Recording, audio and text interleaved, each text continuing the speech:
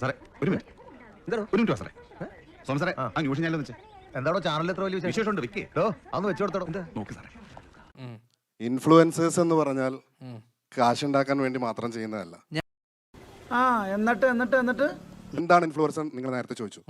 നമ്മൾ ചെയ്യുന്ന ഒരു വീഡിയോ ഒരാളെ ഇൻസ്പയർ ചെയ്യുന്നുണ്ടെങ്കിൽ ഏതെങ്കിലും തരത്തിൽ കൊമേഴ്ഷ്യലായിട്ട് അല്ലെങ്കിൽ ഏത് തരത്തിലായിട്ടും അയാളെ ഇൻസ്പയർ ചെയ്യുന്നുണ്ടെങ്കിൽ അയാളാണ് ശരിക്കും ഇൻഫ്ലുവൻസർ എന്ന് പറയുന്നത്. ഈ അറിവ് എവിടെ നിന്ന് കിട്ടി? പത്രത്തിൽ നിന്ന് അടിച്ചു മാറ്റിയതാ. എനിക്കിതൊക്കെ അറിയാം. അല്ല ഇൻഫ്ലുവൻസർ എന്താന്നുള്ളത് എനിക്ക് നിങ്ങളത്ര തന്നെ എനിക്കറിയുണ്ട്. ഇൻഫ്ലുവൻസർ എന്താന്നുള്ളതിനെ കുറിച്ച്